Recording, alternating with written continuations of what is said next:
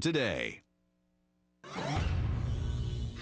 Welcome back to Follow the Money. This is a Fox Business Alert. President Obama laid out his plan for America's energy security, but some are saying that instead of helping gas prices go down, the Obama administration is pushing gas prices higher. Joining me now is Representative Sheila Jackson Lee. Congresswoman, you're from Texas. You're from actually Houston, Texas. All I'm seeing is prices go up. Why in the world can't your president get this thing straight, get oil prices down? It would only help your constituents. Well, there's no doubt that I support reinitiating and restarting and re-upping the offshore Deepwater drilling, and I've sent letters to that effect to the President and, of course, to the Secretary of the Interior. But I think we should look at the cup being half full and as well applaud the President for taking charge on what he sees as a futuristic energy policy. He didn't rule out offshore drilling. He made mention of the fact that a lot of our leases, both offshore and on land, are, if you will, dormant, and he wants to instill an attitude of getting busy and get going to give incentives for those leases to be drilled, and I agree with him. Part of the problem with that, Congresswoman, is that's the use it or lose policy, where if you're not using some leased land that's been approved for drilling, he wants to take it back. So what you're actually doing is you're more focused, or the administration's more focused on pulling leases off of potential drilling instead of putting more on. There's been one brand new lease in a year, Congresswoman. What's going on? Why isn't he not listening to you? Well, let me say this. I think he's more interested, his counsel gives him the advice that you have to spur on the development.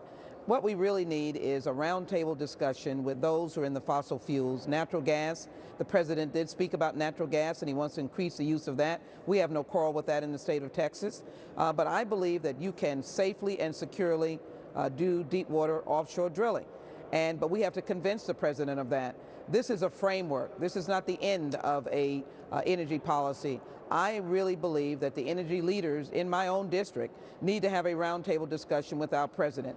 He is open-minded. He has set out a framework. He doesn't want to see gas prices go up. We've had this happen before. It happens on the watch of Republican presidents and Democrat presidents. It happens. We happen to be in a Mideast conflict that is continuing, hitting a lot of the OPEC nations. And we also know that the OPEC system takes advantage of conflict. But they increase prices when they don't need to increase prices. The problem is he goes to South America. He goes to Rio de Janeiro. He hands over a $2 billion loan to Petrobras.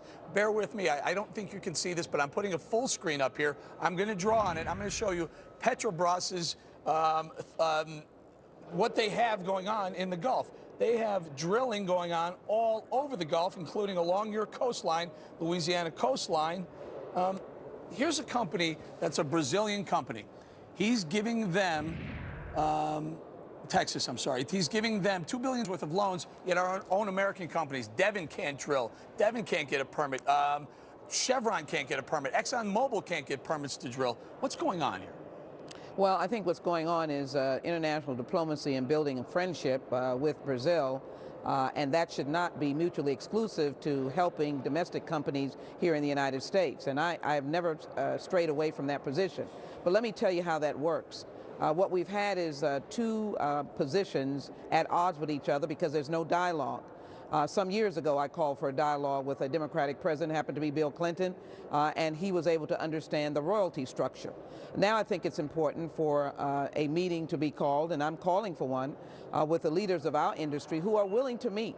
And we understand that the future in this country is clean energy. We understand that there are biofuels, and we understand there are electric cars. I'm not against any of that. I happen to be an equal opportunity supporter, and I think we should support fossil fuels and other forms of energy just as equally. Let the President meet with the energy industry. Let's come to a resolution, and let's be able to drill safely and securely. Say it with me, Representative. Say it with me. Drill, baby, drill. Ready? 1, 2, 3. Drill, baby, drill. Drill safely and securely. Okay, drill fantastic. Safely and securely. We're going to leave it there. With the President's involvement. Thank you very much, Congresswoman Sheila Jackson Lee. All right, let's bring it out to the panel. Monica. Wow. I'm stunned. I'm pleasantly surprised, and I can't believe I'm agreeing with Congresswoman Sheila Jackson Lee. Hell just froze over, but I was very encouraged to hear